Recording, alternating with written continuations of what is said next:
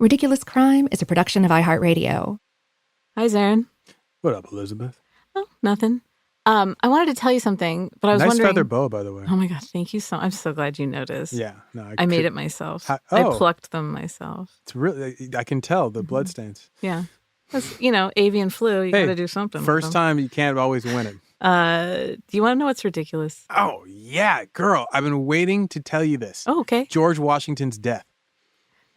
That's cold. No, I know that sounds disrespectful for the nation's first president. I'm not saying that. I'm not making fun of his death, but rather I'm kind of making fun of the state of medicine at the time, because George Washington went out and did this thing that, like, my mother and millions of other mothers have told you, which is don't wear wet clothes or you'll catch your death, right? When you come in with wet clothes. Well, that's essentially what happened to Washington. The story goes, he's like riding around on horseback on Mount Vernon. It's raining cats, dogs, and everything else. He rides back to his house for dinner, but he's a hardhead like me. He refuses to change out of his wet clothes. Like, I want to eat my steak wet, right? So he's sitting there, he's doing it. He gets sick. He gets a sore throat. His doctor's like, well, clearly we need to drain him of nearly half of his blood. And so they do. They drain him of 40% of dude's blood. Now, drained out zombie Washington starts circling the drain, right? He's about to die. Physicians aren't done. They're like, oh, no, we need him to gargle butter, molasses, and they're looking around vinegar. He's a real butter gargler. Yeah, so he's gargling butter, vinegar, and molasses. And when that doesn't work, surprise, surprise, doctors are like, you know what it is? We need to feed him beetles. So they feed him beetles. And then, surprisingly, eating beetles does not save the nation's first president. 3 days after he gets sick, George Washington up and dies. So my point is, listen to your mother. Don't sit around in wet clothes. That's a good, okay. Ain't that ridiculous? And don't eat beetles. That is ridiculous. Do you want to know what else is ridiculous? Oh, I'm here for it. Dedicating your incredible talent to forging only to be forged. Yes.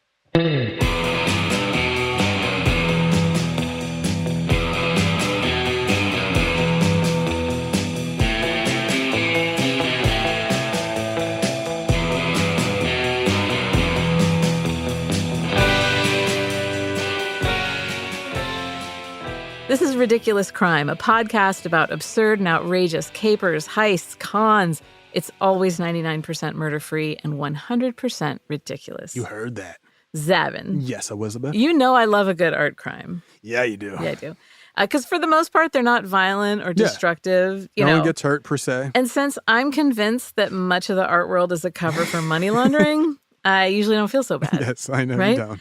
I do feel bad if, like, a beloved or famous piece of art that normally lives in a publicly available space is stolen. Yes, and, like, or even spirited defaced. away. I get upset with Yeah, that. but if it's, like, taken away to a Russian oligarch's mansion. Yeah, that's terrible. Yeah, I don't like for the public to be robbed of access to beautiful, important, or historical items. We've talked about that. Yes, let us keep our Caravaggios, our Mona Lisas. But a private collector getting scammed? Now, count me in. Yeah. Rare. One of the great types of art crimes is forgeries. Yeah, great one. And did you know that it's estimated that between 25% and 40% of paintings in museums around the world are fakes? Yeah, I actually did that because I interviewed an FBI art guy. That's right. Yeah, and he was saying that, and that blew my mind when I first heard it. So pretend I just heard that. Holy wow! So what fascinates me about forgeries is that the perpetrators, they have artistic talent. Oh, yeah, completely. But they like, could be artists in their own right. Sometimes their own work just doesn't resonate with the world, or maybe they don't have, like, the right contacts to get recognition. Sure, or they're still alive. Other times they can basically only work from assignment. You know what I mean? Like, so they can only copy. They're craftsmen, in a sense, more so artisans. Yeah, so they're not true artists. They take direction. Let me tell you about a true artist. All right. He had incredible talent on his own, but he was also an incredible mimic. Okay. And after World War II, this artist went to Paris. Mm-hmm. One day in 1946, Lady Malcolm Campbell was visiting his house and saw an ink drawing on the wall. Mm-hmm. She said she was certain it was a Picasso and she wanted to buy it. And he didn't tell her that it was his own work. He charged her less than the equivalent of like $100 for it. Okay. Not a bad payday on a drawing for an unknown artist. Mm-hmm. It pays to have rich friends is basically the totally. Now, is he to. pretending like he also didn't know if it was a Picasso? Do we know that? He doesn't say one way or the other. Oh, yes. Okay. Just like kind of, he passes it off as the real thing. Mm-hmm. But then he realizes that his copycat skills are his real talent. Ah. So he's broke, he's struggling, and he's able to make some cash and make someone happy. So it's a win-win. He or she thinks, like, I scored. I have this beautiful Picasso drawing. Who was this man, Zaron? This man was Wilfred Brimley. Yes. His name was Elmyr de Hory. Elmyr de Hory. Elmyr de Hory. I referred to him as Elmyr of the Clock. I referred to him as Elmyr de Hory before when I told you about Clifford Irving. Oh, right. That's why it sounded familiar. I'm like, but I realized that that's not how you say his name. Okay. Elmyr de Hory. Elmyr de Hory. So he was the artist that Clifford Irving wrote the book about. He wrote a book called Fake! The story of Elmyr de Hory, the greatest art forger of our time. Okay. I told you about before, his book, Hoax. Hoax. Fake. I told you that de Hory was a piece of work and deserved his own episode. Yes, you did. Here it is. Nice. So I should add that the best information on this guy comes from Clifford Irving's book. Is it reliable, though? Well, two conmen making one great story.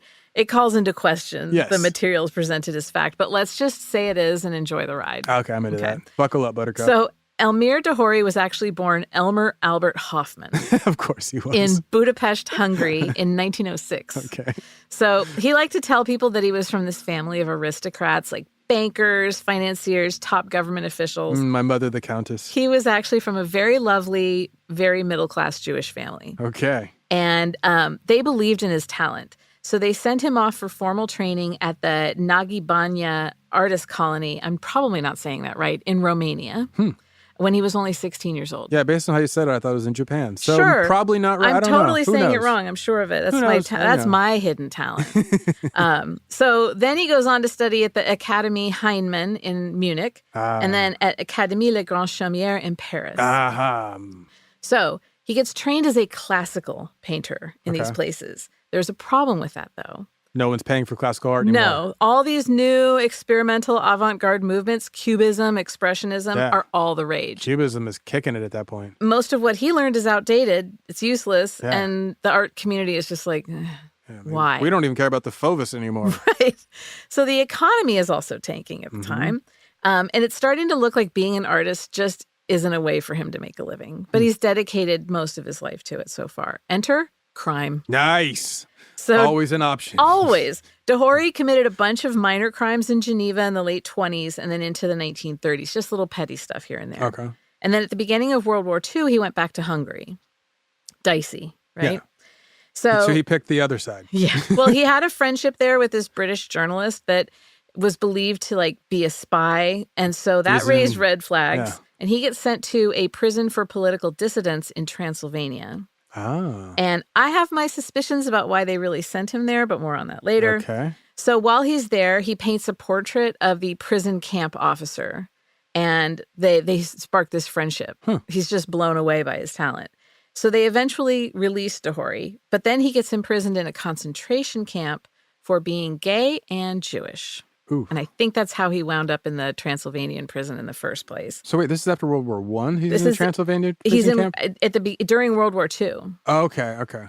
So he gets sent to a concentration camp. He's tortured. They break his leg. Oh, God. And then they transfer him, because of this terribly broken leg, they transfer him to a Berlin prison hospital. He escaped because he noticed that the gate entrance to the hospital was open. So he's in pain. He grabs some crutches and just makes a break for it. Get on you, bro. Right? He goes out and he goes to the home of some of his friends. They take him in. And then he makes his way back to Hungary, and he learns that his family home is gone and his parents have been killed. It's horrible.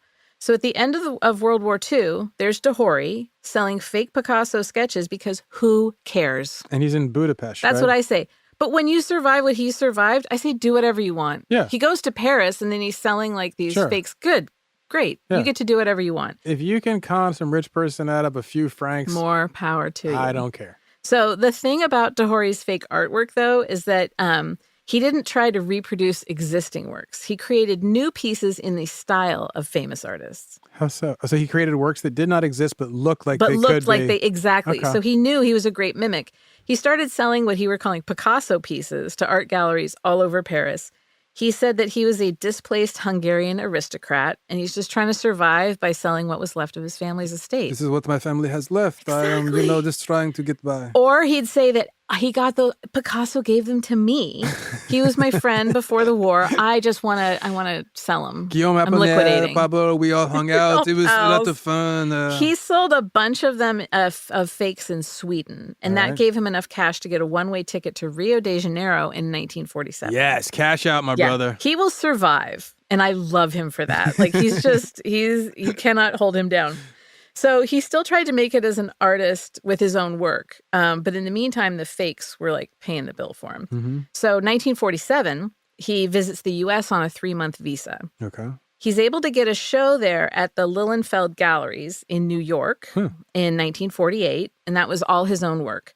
Per Art News, this is what they said, de Hory's pieces struck, quote, the well-known chord of the School of Paris, which is a way of saying yawn. Wow, yeah it is. Not into it. That's a mean he yawn. sold one piece at the show. They're like, these would be good in a motel. Right? So despite how cruel the New York art world had been to him, he decides to make a go of it there. He overstayed his visa, and he lived in the U.S. for the next 12 years. So just by a smidge. Just missed it by a mark. He moved from New York to L.A. to Chicago to Miami, selling all his forgeries. Yeah, all good art markets in America. Right. He sells to galleries, museums, even major A-list celebrities. And by that, I mean Zsa Zsa Gabor. Yeah, girl. Get you some art. He's moved beyond just Picasso sketches into serious works. He created fake originals from Modigliani, Matisse, and Renoir. The Modiglianis are fantastic, by the way. Really? Yeah, they're incredible. They're beautiful. He created so many Modigliani pieces that Kenneth Wayne, the director of the Modigliani project, had trouble compiling a comprehensive catalog of the artist's work. He's just there are too many fakes to sort through. That's awesome. So in 1947, de Hory, he goes to the Pearls Gallery in New York, and it was opened by these brothers, Klaus and Frank Pearls, who were these really well-known European art dealers. They opened it in 1937, and they displayed significant... Is that Pearls, P-E-R-L-E-S? P-E-R-L-S. Ah, okay. Yeah. So they had all these really significant works of contemporary art. They really brought out, they kind of helped foster Alexander Calder's work. Okay. Georges Braque. Yeah, my dude. I was going to ask about Georges Braque. And Love Pablo me Picasso. some Georges Braque. So they had all Cubist. these. So de Hory sold 2 quote-unquote Picassos to Klaus Pearls. All right. And later on in 1952, he's in L.A. De Hory is selling his forgeries to galleries there. He ends up walking into the Frank Pearls Gallery. Okay. So one of the brothers who has a gallery in Beverly Hills. And one of the brothers meaning they're related. Yes, yeah.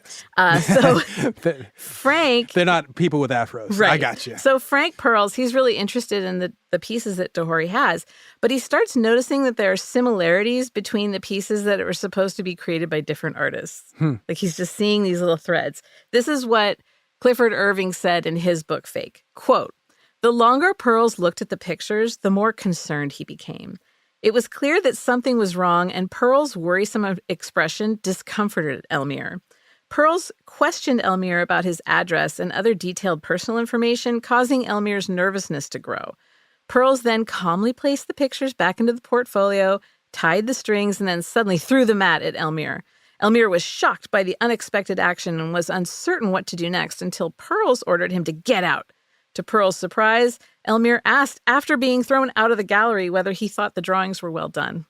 Pearls replied, they certainly fooled me for a few minutes before ordering the counterfeiter away again. It's somehow weirdly heartbreaking that he's like, were they at least good when he gets tossed out of the gallery? Yeah, you have more heart than I do in that regard. So, to me, that just sounds like, bro, come on now. What are we doing here? So more and more galleries are becoming suspicious because it's like there's little whispers, right? So in order to get around this, he comes up with a bunch of aliases and starts doing all of his deals through the mail. Bad idea. No, mail fraud. That's 20 years. So what are some of his aliases?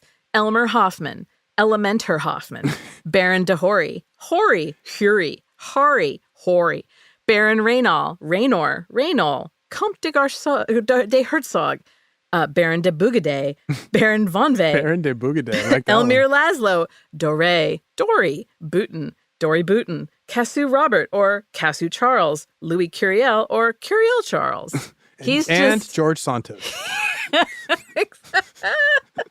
He's just rolling the dice on these randoms. These are awesome. In the mid-50s, he gets busted for the first time. Not criminally, but in his world.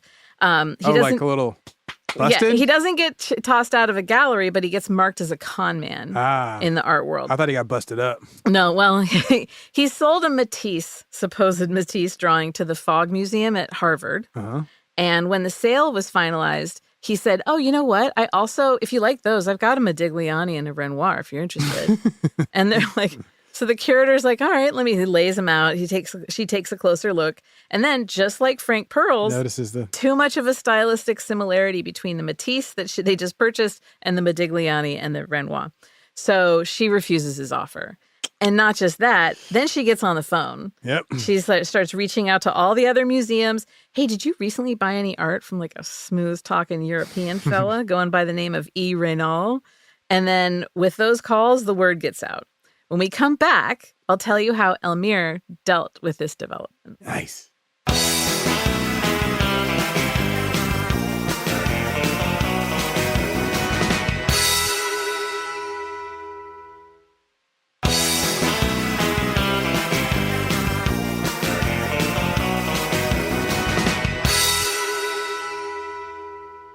Zaron, we're back. Hey, look at us. Good ads, right? Oh my God, So the best. By the way, I spent some of your money on those. Did you? Yeah, I'm going to put your purse back in. It'll be fine. Hand me my pocketbook. How It'll much be fine. Did you take? It'll be fine. All right, well, we'll see. Where was I? Elmyr. Before we were so rudely interrupted by those phenomenal ads. Elmyr had just gotten busted down by the... Right. So he's Elmyr de Hory selling paintings inspired by famous artists, passing them off as designer originals, not designer imposters. So he gets called out by a curator at Harvard, and now everyone's wise to him. Uh-huh. So a Chicago art dealer named James Faulkner, he bought some paintings from de Hory in 1955, and then he found out they were fake. So he pressed charges for mail and telephone fraud. Because remember, said federal lawsuit, right? Yep, it's big time. Don't do crime in the U.S. mail. Never. Stop your ever criming. do Stop your crime mail in criming. the U.S. mail.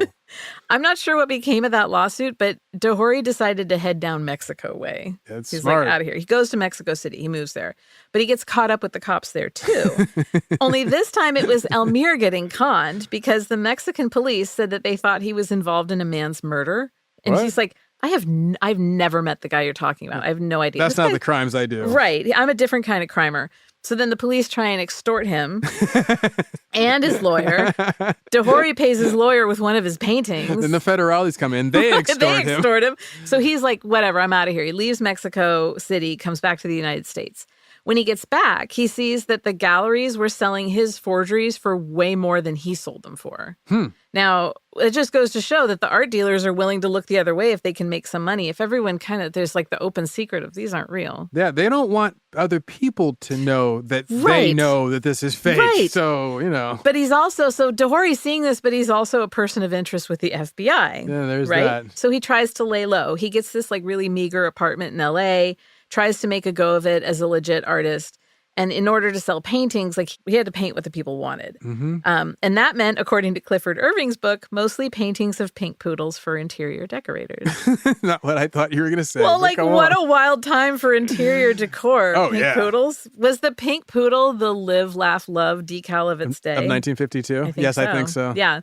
So things got bad in LA. It was a dark time for him. So he decided to move back to New York. According to Clifford Irving, de Hory threw a party while living in New York. Lavish, super edgy. Stars like Marilyn Monroe showed Wow. up. Yeah. So like this Arthur Miller era, Marilyn Monroe? Yes. Wow, okay. So she's out there with this kind of like ultra crowd. Yeah, totally. And it was there that he met his future long-term accomplice, Fernand Legros. Yes, I love that. Now, Legros, I have to pull up a pic. Hold on. His name is Fern Legros, like grow the fern. Okay. So Fernand Legros, right? Yes. This is what he looks like. I'm showing you a picture. Oh my God, that's amazing. Right? He's like... He looks like He's like if Shooter Jennings and Rick Rubin had a kid. Yes! And the kid smells like mildew. And they let River Phoenix raise him. Yes, it's amazing. So we'll put that picture up. So Fernand Legros, he's a gay man who married an American woman in order to get U.S. citizenship. He was born in Egypt in 1931. So he's 30 years younger than Elmyr. So from that moment on, de Hory and Legros, they're inseparable after they meet at this crazy party. Are they a couple inseparable? I don't know. I don't think they were a couple. De Hory seems like he was just like his older mentor. Okay, cool. Sort of. But anyway, so he's got de Hory's got Legros being all super groovy, running around with him. Good cover. De Hory's like, you know what? Let's move back to Miami. Yes, let's take Miami. this show on the road. Your look screams Miami. Exactly. So he convinces him to go down there with him and act as his quote unquote agent. Okay. His art agent. So Legros was like, yeah, you know what? And I'll take a 40% cut. That's more than an agent, Legros. Little bit. That's like 3 agents, Legros. Right. So they moved to Miami. They start traveling all over selling these forgeries. Legros was the face of the deals, and de Hory just kept churning them out. So in Miami, Legros met a French-Canadian teenager named Rial Lessard. What? Yeah. And Legros and Lessard, they hook up and become lovers. Wow. Lessard also becomes an accomplice in this. All so right. now it's Legros and Lessard who are the faces. They're the ones selling the paintings. Okay, so they're swanning around the art world, calling all the attention. Yeah. De Hory creates these fake masterworks. Legros and Lessard, they're selling them all over the world for the next 13 years. Damn. Right? They create fake stamps of authenticity. They acquired old art books and swapped out the pictures of actual works with art with the copies of his forgeries. That's amazing.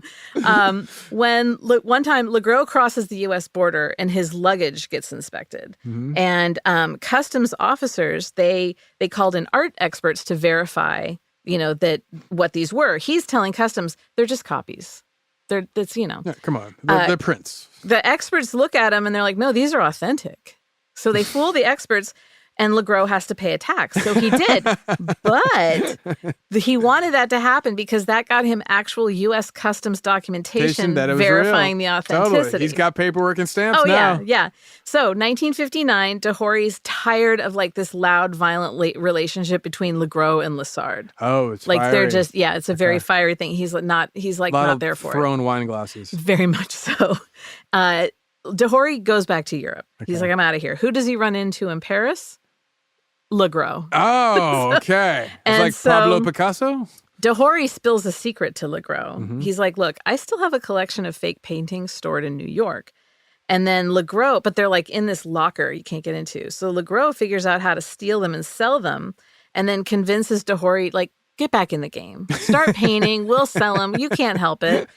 So in 1960, they get back into it. 1962, Legros and Lessard, they convinced de Hory to move to Ibiza. Nice. Oh, you love Ibiza. Right. But see, Ibiza wasn't the party and vacation destination then that it is now. Yeah, but it was still a rich playground. No, not then. At that time, it was a really poor rural island. Wait, what time are we talking? 62. Huh, I thought by then that's when it popped. Well, it was a haven for artistic exiles. Okay. So the cost of living was really, still really cheap low. at that point. Yeah. It was this misfits art commune. Yeah. The landscape, totally unspoiled because they don't have all this development, living super cheap.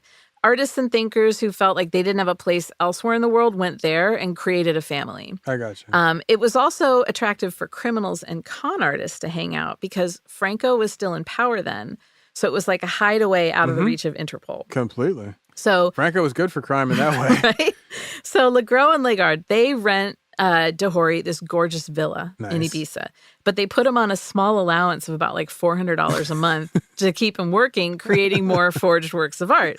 That's cool. It was enough to let him live comfortably and also be free of risk. Sure. Did they live there? No. They had this absolutely lavish life in Paris. Like a chateau in Paris. Oh, yeah. They're living off the money that they're raking in. Yeah. And so de Hory, he never gained financial independence. No. But he enjoyed the company of this incredible, colorful community, right? Legros tells a different version of this. He said that de Hory tricked him into believing he was a destitute and desperate aristocrat needing mercy. And in fact, he was a con man who was wanted by Interpol. This long list of aliases, all these crimes. According to Legros, de Hory was compromised by convictions and expulsions from France, Switzerland, Italy, federal Germany, Great Britain, Mexico, U.S., Canada. I don't believe you, Legros. No. So de Hory's like, no, actually, I made a mistake in taking Legros into my confidence. Totally. Because he took advantage of me. Exactly. Right. Exploited you, brother. So 1964, de Hory, he's 58 years old, tired of the forgery business. This work's getting kind of sloppy, too. Yeah, his hand's getting a little, his line is weakening. And apparently he always looked old. Like people said, like there were quotes from people who were just like, he kind of just always looked like an old man. He was the Tom Segura of the art world. And totally. Well, in galleries, they start alerting Interpol. And Legros is like, this is back when Interpol did things. Yes. Okay. It's like getting a little hot. So Legros sends de Hory to Australia for a year to hide out. And then he and Lessard, they go to Zurich. They're like, let's just be glamorous about this. You need to go to Demings, New Mexico. We're going to go to Stade. They always send him in the opposite direction. Totally. So by 1966, more and more of the paintings are proving to be fake. There's an art collector who was duped by the trio of them, an oil tycoon named Alger Meadows of the General American Oil Company. Don't know that one. And his wife is the one who convinced him to start an art collection. Like they were traveling. Oh, yeah. He's wearing a big cowboy hat in Paris. I was about to say, if you watch mid-century movies, that's like the mark in Europe is always the Texan with oil money and his wife going over there. Like they're in every movie. So they start getting French Impressionist and like post-Impressionist paintings. News breaks across the country within the art community about the discovery of all the fakes. And he's like, am I a victim? So Legros, he's like, look, when Legros sold them, he's like, these have been authenticated by the French experts. Yeah, There's no problem. You see the stamps. Pas de problème. The Art Dealers Association of America, they put their hat on. They stepped in. They looked at 58 of the French paintings in Meadows' home in Dallas, and they determined that 38 of them were fake. And Sir, you have no taste. And most of the paintings had been purchased from Legros for about $2 million. What? Right. Don't forget, de Hory's living on $400 a month in Ibiza. Damn. And they're raking it in. I told Legros I knew you were trouble. Right? And it's that hair, that hat. I just don't trust it. Meadows found out that pieces that were in SMU's Meadows Museum were also forgeries. Yes, they got SMU too. Remember Klaus Perls? Perls visited the Meadows Museum and saw the masterworks on display and that they were actually de Hory's fakes. And he proclaimed aloud, forgeries, altogether forgeries. So he could tell. Meadows, he gave the museum $1 million to replace the fakes. And did never tell anyone about this. Yeah, he's like, shh, don't tell. I was never here. He then was like, you know what? Guys, posse up. We're going to go get this Legros fellow. Yeah, Texas justice. They're like, I'm demanding his arrest and prosecution. So Legros is like, Lee. So he hides out in Ibiza at the villa, right? But then he says, you know what? I own this place. You got to get out of here. He tries to evict de Hory. Oh, man. What in the world is Elmyr going to do? When we get back from this break, I'll let you know which fellow con man came into his life. Yes.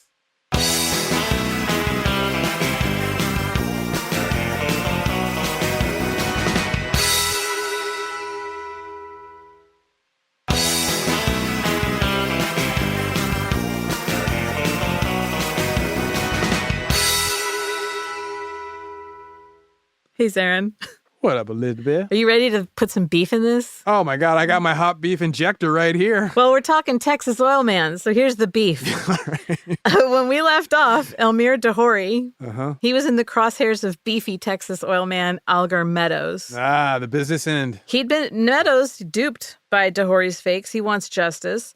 Legros, he's trying to boot de Hory from the lavish Ibiza villa, right? I don't like that guy. De Hory's living like this interesting life among the wealthy and eccentric in Ibiza. He's friends with international movie stars, aristocracy. Zaron. Elizabeth. Close your eyes. Oh, yeah. I want you to picture it. It's 1966.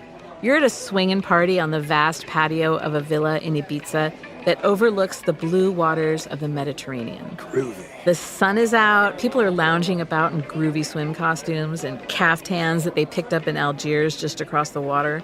There's a man making fish stew. Oh, yeah. It's a real party. I mean, there's fish stew. There's fish stew.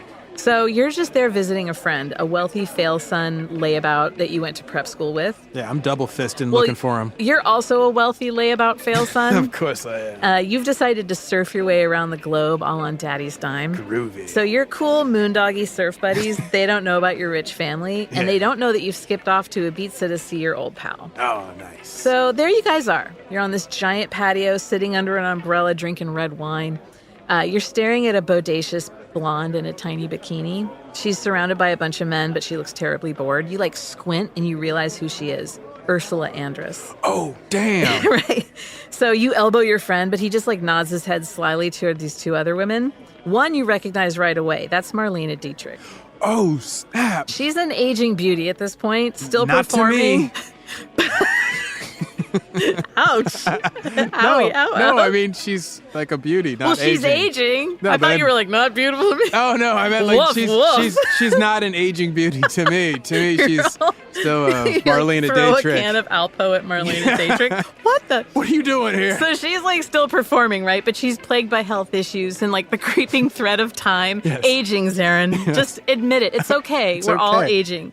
We're all born to die, Zaron. Right. So Most of us. She's reclining on this lounge chair. She's wearing a turban with a matching velvet caftan. I love this. You watch as she reaches in a pocket and pulls out a couple of pills and washes them down with champagne. Oh, my girl. Hey-o. I'm going to hand roll a smoke and watch her do it again. The other woman looks familiar, but you can't quite place her. She's blonde and she's tan and sporty. Bridget Bardot. Her laugh is almost musical. And your friend says that her name is Nina Van Pallant. She's a Danish singer. Okay. All right. You say. Okay. Okay. So then next to Nina is a man. He's wearing a loose linen top that's all unbuttoned. He's reclining on a lounge chair. He's looking out at the sea. You watch as an old man approaches him. The old man's a small fellow with a cheerful face but sad eyes. He's decked out in a cravat and a cashmere sweater. Clean. So all the fabrics are so luxurious on this patio. So you try and listen in, but there's too much chatter from the people around you. And you ask your friend who those men are. You're tired of looking at Ursula Andress. No, who are those men? I'm pretending to be tired. So he's the guy laying down is Clifford Irving. He's a writer. That old guy, he's a painter. Everyone loves him.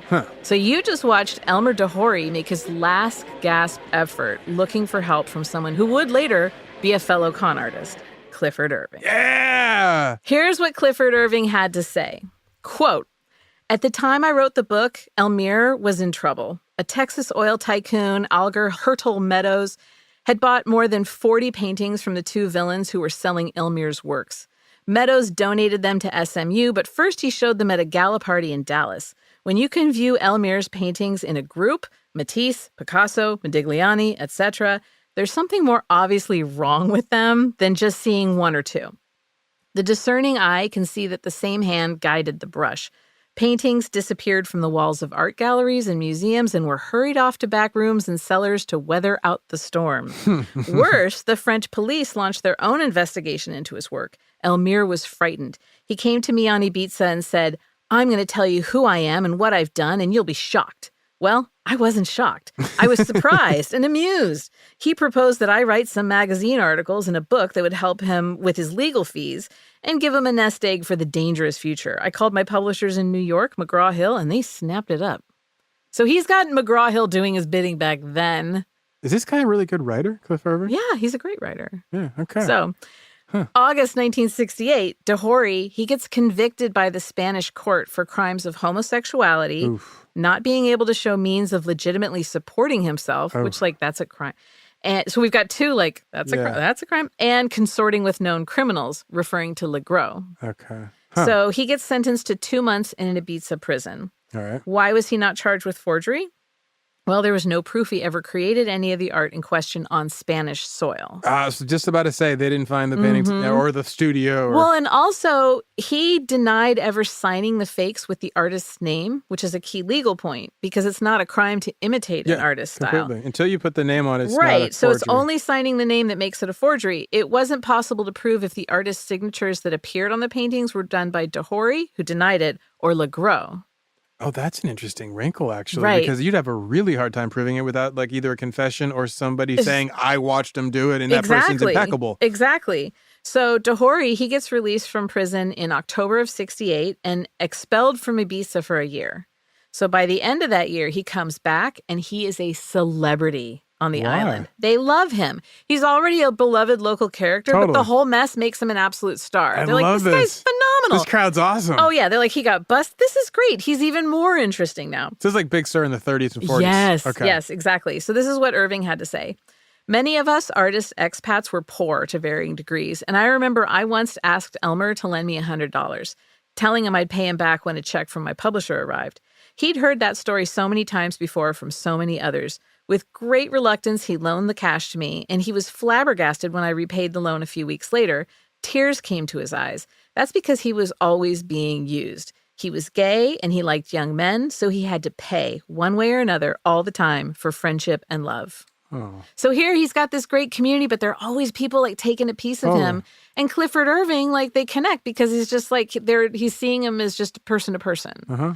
And outsider to outsider, I think. Right. And so here, though, so we have like this troubled time. 1969, though, de Hory meets Mark Forgy, who is 20 years old. He meets him on the beach in Ibiza, and the two became very close. De Hory taught Forgy about art and graceful living. Okay. You know, just because de Hory had. I imagine he has great taste. Well, and he had just this incredible, vast knowledge of art history. Just and I imagine also everything with that, the finer things in life. Exactly. The so he fabrics just you kind of like earlier. leads Forgy. In an interview with the New York Times, Forgy was quoted as saying, "He was more of a father than my actual father. He was concerned with my future."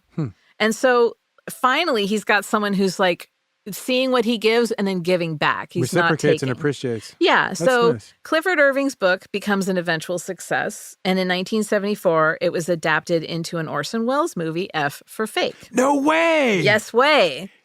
Now, you messing with me. F for Fake is a docudrama. Yes. So that means that de Hory and Irving actually appear in it. Oh my God. The whole thing is like a film essay where Wells muses on the value of art. Yes. in- I've never seen it, but I've Right. read a bunch of quotes from this. We need to have our Ridiculous Crime Film Club. Yes, we do. So in the movie, de Hory asks what makes his work inferior to the works by the artists he was supposedly inspired by. His stuff fooled experts worldwide, and they brought joy to the owners for a fraction of the cost of the real thing. But then that's presuming that like they enjoyed the art itself and not just the prestige of owning a name. Yeah, that's leaving out a big part of So Wells said that since most of the art world is based on duplicity, illusion, and trickery, did de Hory and his accomplices actually do anything wrong? Well, wrong. And I mean, these are I'm really with him. weird These questions. are great, you know. I mean, I know what Orson Welles is trying to say. I would say that if you're intentionally fooling somebody, you know that that is wrong. But at the same time, the question of how wrong is it? You're not Right. really hurting them. Yeah. And we are all constantly being tricked into capitalist society and exploited and misled and so forth. So when you start to consider the full context of where Right. this is occurring, this isn't like in a kindergarten classroom and one child lied to another child and said, "This is food," and the other kid ate it. And like that would be a bad forgery. And if you're bad fraud. dropping millions of dollars on artwork, Exactly. are you not already kind of dancing with the devil? Like, you Well, know, like not just that, but you're it's questionable. Exactly. And you're trying to get over on them too. Like on both sides, Yeah, you exactly. have people trying to get over on each other. Right. So that's why I don't feel too bad. They're trying to get a deal. They're trying to go like when they hear like, oh, you've got this Picasso and you've fallen on hard times. They're exploiting this person who's fallen on hard Right, times. So right. that So turns out that person also Everyone's deluding each other. Yeah. Everyone's tricking each it's other. a scorpion striking a snake. I don't care. Exactly. So once again, but now as a celebrity, de Hory tries his hand at earning a living as a legitimate artist. And he's now a recognized figure in the art world. But and does he kind have of anything to say? Well, he's like this anti-hero in the anti-establishment Sure. world. Great time to be it too. Yeah, he fooled everybody. They're loving this. But he wasn't able to make the money that he was on his own artwork as he was doing the forgeries. And then to make matters worse, France is again trying to extradite him from Spain. France. So he learns the this from Mark French. Forgy. And de Hory says, I'm going to overdose on sleeping pills.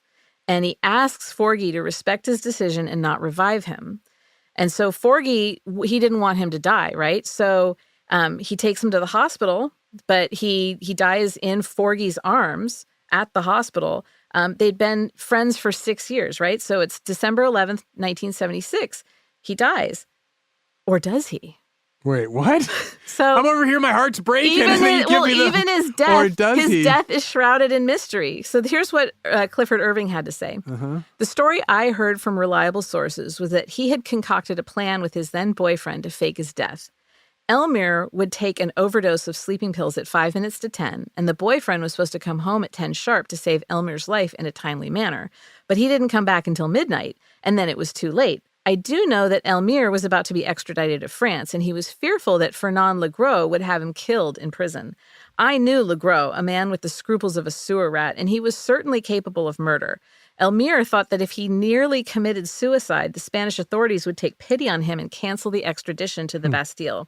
It was a naive concept. The Spanish government wanted to get rid of Elmyr. They were fascists. They don't care. Right. So Forgey's denying all of this, but there is that strong theory that it was basically an accidental overdose, that he wanted to just use it as kind of cry for help. Now you can't extradite me.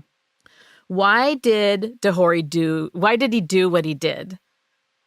Why did he do overall, what he did? Not just at the end of his life, but like overall. I mean, it seems to me that he gets a rough or unfair start in life in terms of all of who he is and all of his identities and all of his family's existence becomes reasons for him to be challenged to continue existing. So then he could become a great artist at that point because he has a lot to say, but instead he needs to survive. So he learns to become a great imitator rather than a great artist at that moment. From that point on, he never really able to find his own voice, but as you said, a great mimic. So he becomes the most beautiful choir singer ever, but it's not, right. Who do you want? Who pays to hear a choir? Everyone has their notions of why he did this. And it's like anyone who hears the story is going to come up with theirs. And since we can't ask him, and if we could ask him, there's no telling if he would tell the truth, right? Here's what Forgey said. That's who I'd believe. Elmyr was always attempting mightily to champion the intrinsic merit of art as opposed to having a name tag on it. I don't buy that. That part I don't believe. This is what Clifford Irving said. It's a World War II refugee mentality, which is what you were saying. He never thought he'd be rich, but he needed money to survive and still keep some prideful identity as a painter. Yeah. Survival is the name of the game. He'd justify it by naming all the great artists in history who had copied and faked. He knew his art history. There were many, and they were young and poor. They had to eat.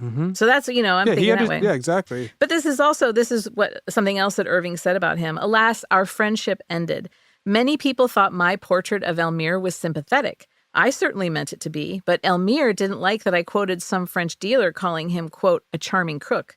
He didn't appreciate that kind of raw truth. The tale, in cold black and white, did not flatter him sufficiently. He demanded I make changes. I refused. He stopped speaking to me. Personally, I loved Elmyr as a friend, although I didn't trust him, and I portrayed him as a sophisticated, elegant, intelligent, sad, and exploited man. I understood his plight. He was one of my first gay friends, and he often talked about the problems of being an older gay man. That was foreign to me before then. So they have this really interesting, but I can see where he's crafted this great illusion of who he is, and to cut to the heart of it, he's a charming crook. Yeah. Is painful. So, and also, it seems like dignity is the thing that he's been hanging on to from the point of being in the concentration camp on and that isn't a direct attack on his dignity. Everything else is an attack on identity and things that are more elusive and more like debatable in terms of someone else can have an opinion, but his dignity is his, and that challenges his sense of who he is and his dignity, which is the only thing that seems to that's the one thing, because if you craft an illusion and someone comes after the illusion, you just wipe it away into another. It doesn't matter. So Mark Forgey, he continues to honor and preserve the memory of his friend and companion as caretaker of de Hory's legacy. He created an exhibit of de Hory's work at the Hillstrom Museum of Art in St. Peter, Minnesota. He wrote a memoir, Forgey did, called The Forger's Apprentice, Life with the World's Most Notorious Artist. And that was adapted into a play and then a musical. Really? Which is amazing. A musical, I love that. And then art exhibits exist today specifically showcasing forgeries. And Forgey lends de Hory pieces to those. Here's an incredible end cap for this story. Forgey at one point learned that there was a business of forging forgeries. So wait, what? Paintings by de Hory listed at a New Zealand auction house had to be taken down after it was discovered that the pieces were forgeries of de Hory's forgeries. The forgery of the forgery. Sorry, that's just so ridiculous. Well, and it doesn't help, too, that his partner's name is Forgey, and I'm like stumbling over these. So Forgey said the whole situation's very Forgy. Forgy said the topic, quote, came up only one time in conversation. What do you tell yourself when you're a forger's forger? You're sitting there in your studio doing an impression of an impression. He said, quote, we both contemplated that for a moment and then laughed at the far-fetched notion. Oh, my gosh. Yeah. Well, so auctioneer Andrew Grigg said, quote, we were astonished to find that there was a market in faking fakers' artworks, going on to say that he'll be sure to alert others in the industry of the con. The paintings that were thought to be de Hory's works were actually painted by Ken Talbot, a London bookmaker. This is what Clifford had to say about Ken Talbot. Quote, Ken Talbot was a London crook and a bookmaker who in 1991 reproduced and published my 1968 biography, Fake, calling it Enigma. His hardback edition includes a, quote, preface by Clifford Irving, not a word of which I wrote. Like they're all getting a piece of theirs come back to them. Bitter medicine. An introduction by Talbot himself that is mostly half-truths and lies, and a center color section of supposed de Hory paintings that Talbot busily tried to sell as genuine de Hory fakes of Matisse, Picasso, Modigliani, et al. I have no idea who painted them. Talbot was a dangerous man, and if he were still alive, I wouldn't dare write these comments. I give this $80 book a 2 star only because it included my text. That of the original Fake is worth reading. Fake is for sale at $5.99 on Kindle and Nook. It's worth 2 stars because my stuff's in it. By the way, buy mine for $5.99 on Kindle and Nook. I love the forgeries of a forgery. I mean, this is like when I do an impression of you doing an impression of your brother doing an impression of Steve Harvey. Playa. Yeah, this is amazing. Okay, playa. It is. It's like, and it's just as wrong. So here's a good take on it. This is what reporter David Holzer of the Budapest Business Journal had to say. Okay. Hungarians delight in listing the admittedly startling number of their countrymen and women who've soared to heights of excellence in the world outside the country. Quite rightly. De Hory exemplifies another kind of Hungarian genius, one that mixes skill, cunning, and the survival instinct to make life tap dance to the tune only you hear. This quality is best summed up in an expression taught to me by none other than Robin Marshall, editor of this newspaper. A Hungarian is the only person who can go into a revolving door behind you and come out ahead of you, he once told me. Attila would be so proud. Though he takes no credit for having come up with the idea. For most of his life, Elmyr de Hory came out of that revolving door well ahead of those who thought they had got one up on him. Until, well, he didn't. Maybe. I love that Hungarian expression. It's believed that de Hory still has hundreds or thousands of forgeries all over the world. I bet he does. The grand total of his sales is approximated at like $50 million. Damn. So, and Zaron, Legros got all of that. What's your ridiculous takeaway? On the real, my ridiculous takeaway is I hate Legros. But right? Yeah, it's I mean, horrible. You saw my instinct on him the entire time. Uh-huh. But on the real, I think it's a darn shame that like iconoclastic, bon vivant types can't just hang out with the rich who want to have this interesting stuff and just do it. Like, why do the rich have to get mad? Like, come on, you exploited people and you guys always get so mad when these people turn out to be charlatans. You want the charlatans, just come on. Well, and doesn't it make an even greater story that now you've got a de Hory? Look, I got duped and I've got this. Like, totally. I don't know. I feel like there's some notoriety that I comes do with like it. having wanting to have the best forger's forgery, like having a de Hory. I think that is really awesome. I would love to have a de Hory. Let's see if I can get you one. Thank you. And if I can, I'll get someone to paint one.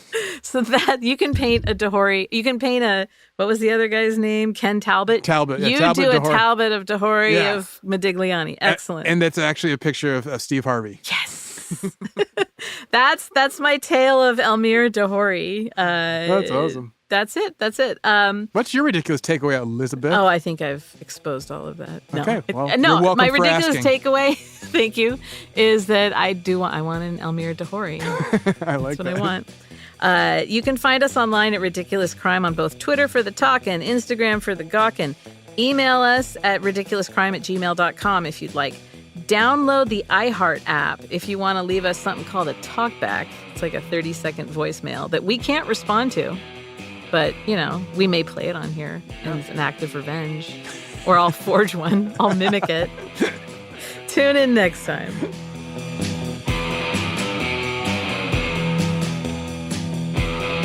Ridiculous Crime is hosted by Elizabeth Dutton and Zaron Burnett. Produced and edited by Mayor of Ibiza, Dave Kustin. Research is by exhausted authenticators Marissa Brown and Andrea Song-Charpentier.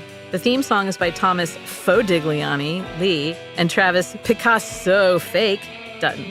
Executive producers are co-directors of the FBI Art Crime Unit, Ben Bolin and Noel Brown. Ridiculous crime. Say it one more time. Ridiculous crime. Ridiculous Crime is a production of iHeartRadio. For more podcasts from iHeartRadio, visit the iHeartRadio app, Apple Podcasts, or wherever you listen to your favorite shows.